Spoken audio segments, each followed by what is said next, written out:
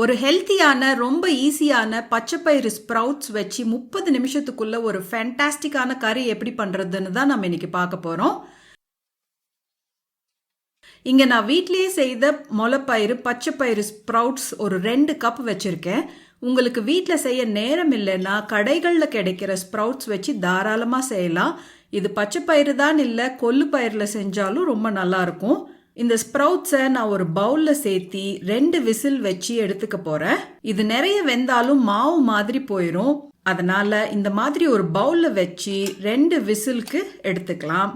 உங்களுக்கு குக்கரில் சமைக்கிறதுக்கு விருப்பம் இல்லை அப்படின்னா ஒரு இட்லி தட்டில் இந்த பயிரை சேர்த்தி ஒரு 6லிருந்து 7 நிமிஷம் ஆவியில் நீங்கள் வேக வச்சு எடுத்துக்கிட்டாலும் கரெக்டாக வரும்.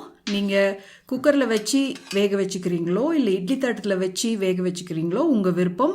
விசில் அடங்கினதுக்கு அப்புறமா பார்த்தீங்கன்னா நல்லா சாஃப்டாக அதே சமயம் கொலன்னு ஆகாமல் வெந்திருக்கும். இந்த மாதிரி ரெடி பண்ணி எடுத்து வச்சுக்கலாம். ஒரு கனமான பேனில் கொஞ்சம் தேங்காய் எண்ணெய் சேர்த்திக்கோங்க. தேங்காய் எண்ணெய்க்கு பதிலாக நல்லெண்ணெய் இல்லைன்னா கடலெண்ணெய் கூட சேர்த்துலாம், உங்கள் இஷ்டம். எண்ணெயில் கொஞ்சம் சீரகம் போட்டுடலாம். ஒரு 2 பச்சை மிளகாயை நறுக்கி சேர்த்திடலாம். கொஞ்சம் கருவேப்பிலையை நல்லா பொடியாக நறுக்கி அதையும் சேர்த்திடலாம். ஒரு 4 பல்லு பூண்டு அதையும் நறுக்கி நான் சேர்த்திக்கிறேன். அதே மாதிரி பொடுசா நறுக்குன இஞ்சி அதையும் போட்டுடலாம். போட்டுட்டு எல்லாத்தையும் ஒரு வாட்டி வதக்கி விட்டுருங்க. இங்கே 1 கப் நல்லா பொடியாக நறுக்கின வெங்காயம் வச்சுருக்கேன், அதையும் சேர்த்திக்கிறேன். இந்த ரெசிபிக்கு நம்ம எதுவும் அரைக்க போகிறது கிடையாது. அதனால் கறி நல்லா திக்காக வரணும்னா வெங்காயம் தக்காளி இதெல்லாம் நீங்கள் நல்லா பொடியாக நறுக்கி சேர்த்திக்கோங்க. இந்த டிஷ்ஷுக்கு இப்போ உப்பு போட்டுடலாம். அதோட கூடவே கொஞ்சம் மஞ்சள் தூளும் சேர்த்திக்கிறேன். காரத்துக்கு மிளகாத்தூள் போட்டுக்கலாம். கூடவே வர கொத்தமல்லி பொடி அதாவது தனியா பொடி அதையும் சேர்த்திக்கிறேன். அதோட கொஞ்சம் ரெடிமேட் கறி மசாலா பொடிங்க வச்சுருக்கேன், இதையும் சேர்த்திடலாம். இதெல்லாம் சேர்த்திட்டு லோ ஃப்ளேமில் ஒரு வாட்டி எல்லாத்தையும் நல்லா வதக்கி விட்டுருங்க.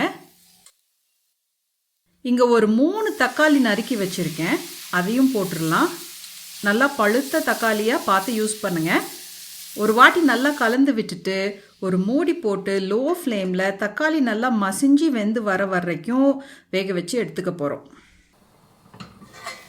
தக்காளி நல்லா வெந்துருச்சு. நான் முதலையே சொன்ன மாதிரி இந்த குழம்புக்கு நம்ம எதுவுமே அரைக்க போகிறது கிடையாது. அதனால் குழம்பு நமக்கு திக்காக இருக்கணும்னா இப்போ இந்த வெந்த தக்காளியை லைட்டாக நம்ம மசிச்சு விட்டுடலாம்.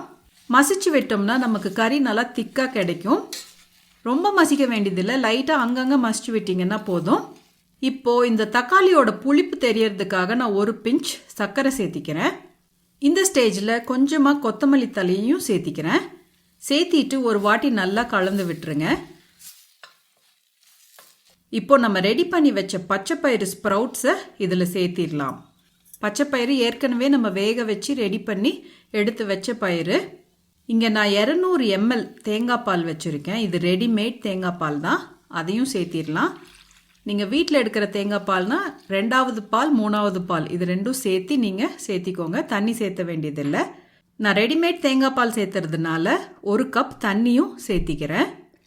சேர்த்திட்டு ஒரு வாட்டி நல்லா கலந்து விட்டுருங்க. நிறைய தண்ணி சேர்த்துனீங்கன்னா குழம்பு சலசலன்னு போயிடும். தண்ணி அளவாக கவனமாக பார்த்து சேர்த்துங்க, அப்போ தான் கறி நல்லா திக்காக உங்களுக்கு கிடைக்கும். இப்போ ஒரு மூடி போட்டு இதை ஒரு 2 நிமிஷம் கொதிக்க விடலாம். பச்சைப்பயிறு ஏற்கனவே வெந்ததால் நிறைய நேரம் கொதிக்க விட வேண்டியதில்லை. சும்மா குழம்பு ஒரு 2 நிமிஷம் கொதிச்சதுன்னா போதும். குழம்பு நல்லா தளன்னு கொதிக்குதுங்க. ஃபைனலாக கொத்தமல்லியை தூவி இறக்குனோம்னா ஜம்முன்னு ஒரு ஸ்ப்ரவுட்ஸ் குழம்பு நமக்கு ரெடி. சாதத்தோட இல்லைன்னா சப்பாத்தியோட சர்வ் பண்ணால் ரொம்ப நல்லாயிருக்கும். இந்த ரெசிபி ட்ரை பண்ணிங்கன்னா எனக்கு கமெண்ட்டில் மறக்காமல் சொல்லுங்கள். தேங்க்யூ ஸோ மச் ஃபார் வாட்சிங்.